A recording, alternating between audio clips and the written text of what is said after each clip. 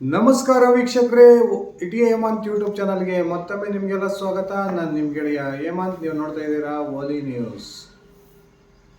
ರಾಜ್ಯದಲ್ಲಿ ಲೋಕಸಭಾ ಚುನಾವಣೆಯ ದೃಷ್ಟಿಯಿಂದ ಬಿಜೆಪಿ ಹಾಗೂ ಜೆಡಿಎಸ್ ಮೈತ್ರಿ ಏರ್ಪಟ್ಟಿರ್ತಕ್ಕಂಥದ್ದು ನಮಗೆಲ್ಲ ಗೊತ್ತೇ ಇದೆ.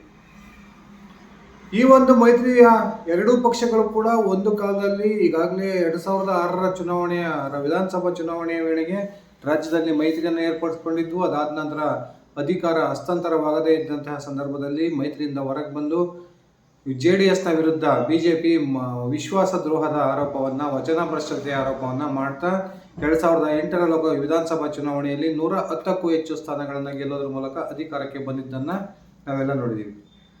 ಅದಾದ ನಂತರ ಸುಮಾರು 17-18 ವರ್ಷ ಬೇರೆ ಬೇರೆಯಾಗಿದ್ದಂತಹ ಎರಡೂ ಪಕ್ಷಗಳು ಇದೀಗ ಮತ್ತೊಮ್ಮೆ ಲೋಕಸಭಾ ಚುನಾವಣೆಯ ದೃಷ್ಟಿಯಿಂದ ರಾಜ್ಯದಲ್ಲಿ ಮೈತ್ರಿಯನ್ನು ಮಾಡಿಕೊಂಡಿದ್ದಾವೆ.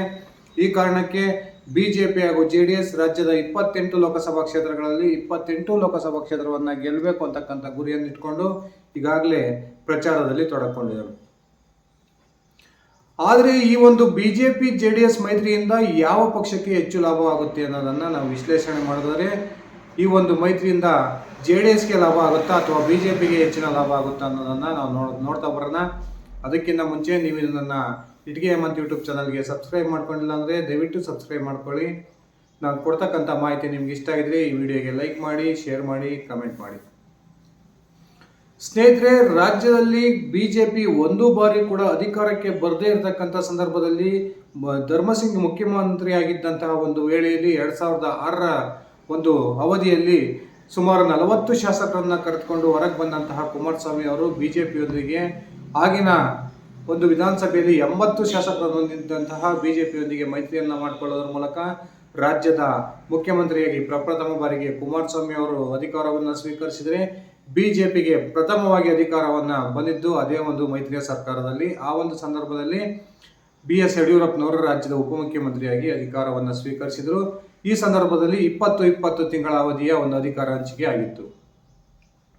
ಕುಮಾರಸ್ವಾಮಿ ಅವರು ತನ್ನ 20 ತಿಂಗಳ ಮುಖ್ಯಮಂತ್ರಿ ಅವಧಿಯನ್ನು ಪೂರ್ಣಗೊಳಿಸಿದ ನಂತರ ಬಿಜೆಪಿಗೆ ತನ್ನ ಅಧಿಕಾರವನ್ನು ಹಸ್ತಾಂತರಿಸಬೇಕಾಗಿತ್ತು. ಆದರೆ ಅನೇಕ ಕಾರಣಗಳಿಂದಾಗಿ ಕುಮಾರಸ್ವಾಮಿ ಅವರು ತಾವು ಕೊಟ್ಟಂತ ಮಾತನ್ನು ತಪ್ಪಿದರು, ವಚನ ಭ್ರಷ್ಟತೆಯನ್ನು ಮೆರೆದರು ಅಂತಲೇ ಹೇಳ್ಬೋದು. ಆ ಮೂಲಕ ಬಿಜೆಪಿಗೆ ಅಧಿಕಾರವನ್ನು ಹಸ್ತಾಂತರ ಮಾಡಲಿಲ್ಲ. ಅದಾದ ನಂತರ ಮುಖ್ಯಮಂತ್ರಿಯಾಗಿ ಅಧಿಕಾರ ಸ್ವೀಕರಿಸಿದಂತಹ ಯಡಿಯೂರಪ್ಪನವರು ಕೇವಲ 7 ದಿನಗಳ ಅವಧಿಗೆ ತನ್ನ ಮುಖ್ಯಮಂತ್ರಿ ಸ್ಥಾನಕ್ಕೆ ರಾಜೀನಾಮೆಯನ್ನು ಕೊಟ್ಟು ಇಡೀ ರಾಜ್ಯಾದ್ಯಂತ ಪ್ರವಾಸವನ್ನು ಕೈಗೊಂಡು ಕುಮಾರಸ್ವಾಮಿ ಮಾಡಿದಂತಹ ವಚನ ಭ್ರಷ್ಟತೆಯನ್ನು ಪ್ರಚಾರ ಮಾಡಿಕೊಳ್ತಾ ಆಗ ನಡೆದಂತಹ ವಿಧಾನಸಭಾ ಚುನಾವಣೆಯಲ್ಲಿ 110ಕ್ಕೂ ಹೆಚ್ಚು ವಿಧಾನಸಭಾ ಸ್ಥಾನಗಳನ್ನು ಬಿಜೆಪಿ ಗೆಲ್ಲೋದಕ್ಕೆ ಶಕ್ತವಾಯಿತು. ಅದಾದ ನಂತರ ಸುಮಾರು 6 ಜನ ಪಕ್ಷೇತರ ಶಾಸಕರನ್ನ ಬಿಜೆಪಿಗೆ ಸೆಳೆದುಕೊಳ್ಳೋದ್ರ ಮೂಲಕ ಪ್ರಥಮ ಬಾರಿಗೆ ಬಿಜೆಪಿ ರಾಜ್ಯದಲ್ಲಿ ಮುಖ್ಯಮಂತ್ರಿ ಸ್ಥಾನದಲ್ಲಿ ಅಧಿಕಾರಕ್ಕೆ ಬಂತು. ಇದಾದ ನಂತರ ಸುಮಾರು 2-3 ಗೌರ್ಮೆಂಟ್ಗಳು ಬದಲಾಗಿದ್ದಾವೆ. ಅಲ್ಲಿವರೆಗೂ ಕೂಡ ಪರಸ್ಪರ ಹಾವು ಮುಂಗಸಿ ಅಂತಂತೆ ಇದ್ದಂತಹ ಬಿಜೆಪಿ ಹಾಗೂ ಜೆಡಿಎಸ್ ಈ ಬಾರಿ ಮತ್ತೊಮ್ಮೆ ರಾಜ್ಯದಲ್ಲಿ ಲೋಕಸಭಾ ಚುನಾವಣೆಯ ಹತ್ತಿರದಲ್ಲಿರ್ತಕ್ಕಂಥ ಈ ಸಂದರ್ಭದಲ್ಲಿ ಮೈತ್ರಿಯನ್ನು ಮಾಡಿಕೊಂಡಿದ್ದಾವೆ. ಈ ಮೈತ್ರಿ ಮಾಡ್ಕೊಳ್ಳೋದಕ್ಕೆ ಜೆಡಿಎಸ್ಗೆ ಬೇರೆ ದಾರಿನೇ ಇರಲಿಲ್ಲ. ಹಾಗೆ ಬಿಜೆಪಿ ತನ್ನ ಒಂದು ಬಹುದೊಡ್ಡ ಒಂದು ಗುರಿಯನ್ನು ಸಾಧಿಸೋ ಉದ್ದೇಶದಿಂದ ಇದೀಗ ಜೆಡಿಎಸ್ಗೆ ಮೈತ್ರಿಯನ್ನು ಮಾಡ್ಕೊಂಡಿದೆ ಅಂತಕ್ಕಂಥ ಮಾತುಗಳು ಕೇಳಿ ಬರ್ತಾ ಇದ್ದಾವೆ.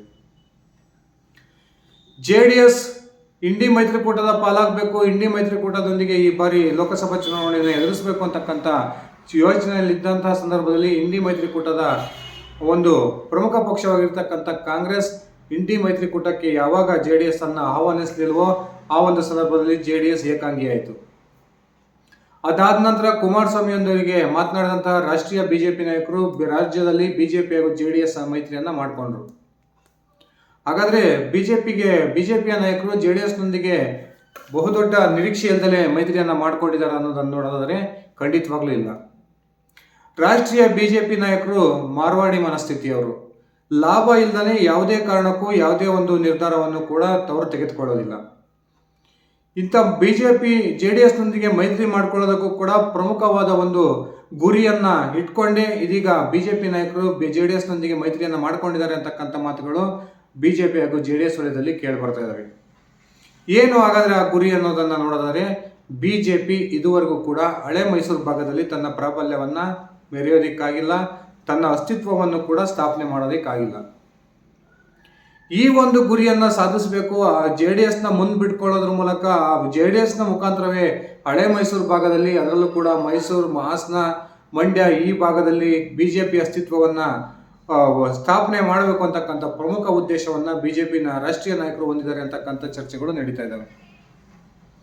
ಇದರ ಈ ಒಂದು ಅಸ್ತಿತ್ವವನ್ನು ಸ್ಥಾಪನೆ ಮಾಡೋ ಮುಂದುವರೆದ ಭಾಗವೇ ಬೆಂಗಳೂರು ಗ್ರಾಮಾಂತರ ಕ್ಷೇತ್ರಕ್ಕೆ JDSನ HD ದೇವೇಗೌಡ ಅವರ ಅಳಿಯರಾಗಿರ್ತಕ್ಕಂಥ ಡಾಕ್ಟರ್ CN ಮಂಜುನಾಥ್ ಅವರನ್ನ BJPಯ ಚಿಹ್ನೆ ಅಡಿಯಲ್ಲಿ ಚುನಾವಣೆ ಕಣಕ್ಕಿಳಿಸಿರ್ತಕ್ಕಂಥದ್ದು.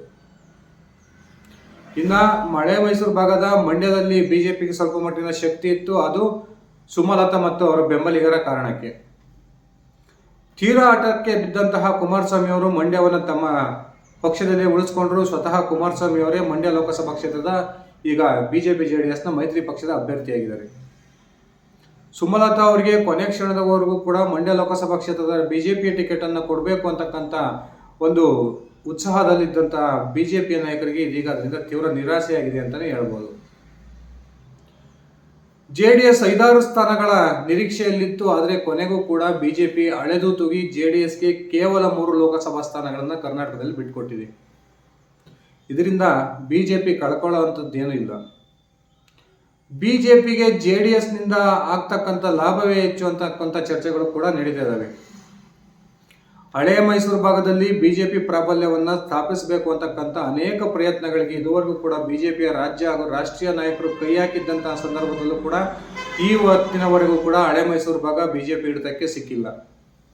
ಕಳೆದ ವಿಧಾನಸಭಾ ಚುನಾವಣೆಯಲ್ಲಿ ಉರಿಗೌಡ, ನಂಜೇಗೌಡ ಅಂತಕ್ಕಂಥ ಹೆಸರುಗಳನ್ನ ತಂದು ಇವರು ಟಿಪ್ಪುವನ್ನ ಕೊಂದರು, ಇವರು ಒಕ್ಕಲಿಗ ಸಮುದಾಯಕ್ಕೆ ಸೇರಿದವರಾಗಿದ್ದರು ಅಂತಕ್ಕಂಥ ಪ್ರಚಾರವನ್ನು BJP ಮಾಡಿದಂತಹ ಸಂದರ್ಭದಲ್ಲೂ ಕೂಡ ಕೊನೆಗೆ ಉರಿಗೌಡ, ನಂಜೇಗೌಡ ಅಂತಕ್ಕಂಥವ್ರು ಕೇವಲ ಕಾಲ್ಪನಿಕ ವ್ಯಕ್ತಿಗಳು, ಇವರು ಒಕ್ಕಲಿಗ ಸಮುದಾಯಕ್ಕೆ ಸೇರಿದವರೇ ಅಲ್ಲ ಅಂತಕ್ಕಂಥ ಒಂದು ಸ್ಪಷ್ಟನೆ ಸಿಕ್ಕ ನಂತರ ಇಡೀ ಒಕ್ಕಲಿಗ ಸಮುದಾಯ BJP ವಿರುದ್ಧ ತಿರುಗಿ ಬಿದ್ದಿತ್ತು. ಹಾಗೇನೆ ಕಳೆದ ವಿಧಾನಸಭಾ ಚುನಾವಣೆಯಲ್ಲಿ DK ಶಿವಕುಮಾರ್ ರಾಜ್ಯದ ಮುಖ್ಯಮಂತ್ರಿ ಆಗ್ಬೋದು ಅಂತಕ್ಕಂಥ ನಿರೀಕ್ಷೆ ಇಟ್ಕೊಂಡಿದ್ದಂತಹ ಒಕ್ಕಲಿಗ ಮತದಾರರು ಬಹುಸಂಖ್ಯಾತವಾಗಿ ಕಾಂಗ್ರೆಸ್ ಅನ್ನು ಬೆಂಬಲಿಸಿ ಆ ಮೂಲಕ ಹಳೆ ಮೈಸೂರು ಭಾಗದಲ್ಲಿ ಕಾಂಗ್ರೆಸ್ ಅತ್ಯಂತ ಹೆಚ್ಚು ವಿಧಾನಸಭಾ ಸ್ಥಾನಗಳನ್ನ 2023ರ ವಿಧಾನಸಭಾ ಚುನಾವಣೆಯಲ್ಲಿ ಗೆದ್ದಿದ್ದನ್ನು ನಾವೆಲ್ಲ ನೋಡಿದ್ದೀವಿ. ಈ ಕಾರಣಕ್ಕೆ BJP ಇದೀಗ JDSನೊಂದಿಗೆ ಮೈತ್ರಿ ಮಾಡಿಕೊಂಡು ಹಳೆ ಮೈಸೂರು ಭಾಗದಲ್ಲಿ ತನ್ನ ಪ್ರಾಬಲ್ಯವನ್ನು ಸ್ಥಾಪಿಸತಕ್ಕಂಥ ಒಂದು ಪ್ರಯತ್ನಕ್ಕೆ ಕೈ ಹಾಕಿದೆ. ಒಂದು ವೇಳೆ ಬೆಂಗಳೂರು ಗ್ರಾಮಾಂತರ ಲೋಕಸಭಾ ಕ್ಷೇತ್ರದಲ್ಲಿ HD ದೇವೇಗೌಡರ ಅಳಿಯ ಮಂಜುನಾಥ್ ಅವರು ಗೆದ್ದಿದ್ದೇ ಆದರೆ ಅಲ್ಲಿ BJP ಒಂದು ಸೀಟ್ ಪ್ಲಸ್ ಆಗುತ್ತೆ. ಆ ಮೂಲಕ BJP ತನ್ನ ಅಸ್ತಿತ್ವವನ್ನು ಇಡೀ ಬೆಂಗಳೂರು ಗ್ರಾಮಾಂತರ ಕ್ಷೇತ್ರದಾದ್ಯಂತ ವೃದ್ಧಿ ಮಾಡ್ಕೊಳ್ಳೋದಕ್ಕೆ ಇದು ಸಹಾಯವಾಗುತ್ತೆ ಅಂತಕ್ಕಂಥ ಮಾತುಗಳು ಕೂಡ ಕೇಳಿ ಬರ್ತಾ ಇದ್ದಾವೆ. ಇನ್ನು ಕಳೆದ ಲೋಕಸಭಾ ಚುನಾವಣೆಯಲ್ಲಿ ಕೋಲಾರ ಲೋಕಸಭಾ ಕ್ಷೇತ್ರದಲ್ಲಿ BJP ಅಭ್ಯರ್ಥಿ ಮುನಿಸ್ವಾಮಿ ಅವರು ಗೆದ್ದಿದ್ರು. ಆದರೂ ಕೂಡ ಈ ಬಾರಿ BJP JDSಗೆ ಆ ಸ್ಥಾನವನ್ನು ಬಿಟ್ಕೊಟ್ಟಿದೆ.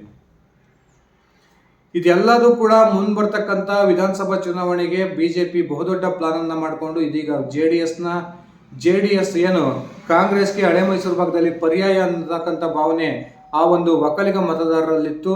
ಆ ಭಾವನೆಯನ್ನು ಹೋಗಲಾಡಿಸಬೇಕು. ಕಾಂಗ್ರೆಸ್ಗೆ ಹಾಗೂ JDSಗೆ ಪರ್ಯಾಯ BJP ಅಂತಕ್ಕಂಥ ಮನೋಭಾವನೆಯನ್ನ ಒಕ್ಕಲಿಗ ಮತದಾರರಲ್ಲಿ ಮೂಡಿಸಬೇಕು ಅಂತಕ್ಕಂಥ ಪ್ರಮುಖ ಉದ್ದೇಶವನ್ನು ಇಟ್ಕೊಂಡು BJP ಇದೀಗ JDSನೊಂದಿಗೆ ಮೈತ್ರಿ ಮಾಡಿಕೊಂಡು ಚುನಾವಣೆಯನ್ನು ಎದುರಿಸ್ತಾ ಇದೆ. JDSಗೆ ತಾನು ಬಿಟ್ಕೊಟ್ಟಿರ್ತಕ್ಕಂಥ 3 ಲೋಕಸಭಾ ಕ್ಷೇತ್ರಗಳಲ್ಲಿ ಎಷ್ಟು ಸ್ಥಾನಗಳನ್ನು ಗೆಲ್ಲುತ್ತೆ ಅಂತಕ್ಕಂಥದ್ದು BJPಗೆ ಮುಖ್ಯವಲ್ಲ. JDSನಿಂದ BJPಗೆ ಆಗ್ಬೋದಾದಂತಹ ಲಾಭ ಅಷ್ಟೇ BJP ಈಗ ಲೆಕ್ಕ ಹಾಕ್ಕೊಳ್ತಾ ಇದೆ. ಒಂದು ವೇಳೆ ಈ ಒಂದು ಚುನಾವಣೆಯಲ್ಲಿ ಕುಮಾರಸ್ವಾಮಿ ಅವರು ಏನಾದರೂ ಗೆದ್ದು ಕೇಂದ್ರ ಸರ್ಕಾರದ ಮಂತ್ರಿಯಾಗಿ ಅಧಿಕಾರವನ್ನು ಸ್ವೀಕರಿಸಿದರೆ ಮಾತ್ರ JDS ಹಾಗೂ BJP ಮೈತ್ರಿ ಮುಂದುವರಿಯುತ್ತೆ. ಇಲ್ಲದೆ ಹೋದರೆ ಖಂಡಿತವಾಗ್ಲೂ BJP ಹಾಗೂ JDS ಮೈತ್ರಿ ರಾಜ್ಯದಲ್ಲಿ ಮುಂದುವರಿಯೋದಿಲ್ಲ ಅಂತಕ್ಕಂಥ ಚರ್ಚೆಗಳು ಕೂಡ ಈಗಾಗಲೇ ನಡೀತಾ ಇದ್ದಾವೆ. ಯಾಕಂದರೆ ಈಗಾಗಲೇ ಮಂಡ್ಯ ಲೋಕಸಭಾ ಕ್ಷೇತ್ರಕ್ಕೆ ಸಂಬಂಧಪಟ್ಟಂತೆ BJPಯ ನಾಯಕಿಯಾಗಿರ್ತಕ್ಕಂಥ ಸುಮಲತಾ ಅವರು ಈಗ ಇಲ್ಲಿವರೆಗೂ ಕೂಡ ಕುಮಾರಸ್ವಾಮಿ ಅವರ ಪರವಾಗಿ ಪ್ರಚಾರಕ್ಕೆ ಬರ್ತಾ ಇಲ್ಲ. ಅದಲ್ಲದೆ ಸುಮಲತಾ ಅವರ ದತ್ತುಪುತ್ರ ಎನಿಸ್ಕೊಂಡಿರ್ತಕ್ಕಂಥ ಚಿತ್ರ ನಟ ದರ್ಶನ್ ಅವರು ಈಗಾಗಲೇ ಕಾಂಗ್ರೆಸ್ ಅಭ್ಯರ್ಥಿ ಸ್ಟಾರ್ ಚಂದ್ರ ಅವರ ಪರವಾಗಿ ಕೆಲಸ ಮಾಡ್ತಾ ಇದ್ದಾರೆ. ಈ ಕಾರಣಕ್ಕೆ ಬಹುತೇಕ ಕುಮಾರಸ್ವಾಮಿ ಅವರನ್ನ ಸೋಲಿಸಬೇಕು ಅಂತಕ್ಕಂಥ ಪ್ಲಾನ್ BJPಯದ್ದಾಗಿದೆ ಅಂತಕ್ಕಂಥ ಮನೋಭಾವನೆ ಈಗಾಗಲೇ JDSನ ಕಾರ್ಯಕರ್ತರಲ್ಲಿ ಬಂದಿದೆ ಅಂತಕ್ಕಂಥ ಮಾತುಗಳು ಕೇಳಿ ಬರ್ತಾ ಇದ್ದಾವೆ.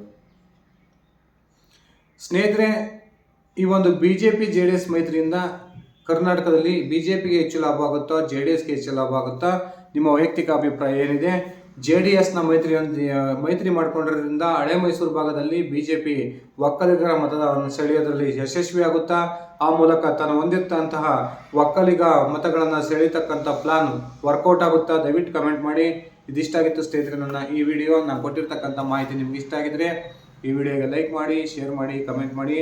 ನೀವು ನನ್ನ ಇಟಿಗೆ ಮತ್ತು ಯೂಟ್ಯೂಬ್ ಚಾನಲ್ಗೆ ಸಬ್ಸ್ಕ್ರೈಬ್ ಮಾಡ್ಕೊಂಡಿಲ್ಲ ಅಂದರೆ ದಯವಿಟ್ಟು ಸಬ್ಸ್ಕ್ರೈಬ್ ಮಾಡ್ಕೊಂಡು ಬೆಲ್ ಬಟನ್ ಒತ್ತಿ ನನ್ನ ಓಲಿ ನ್ಯೂಸ್ ಚಾನಲನ್ನು ಹೀಗೆ ನೋಡ್ತಾ ಇರಿ. ಧನ್ಯವಾದಗಳು ಸ್ನೇಹಿತರೆ, ಶುಭ ದಿನ.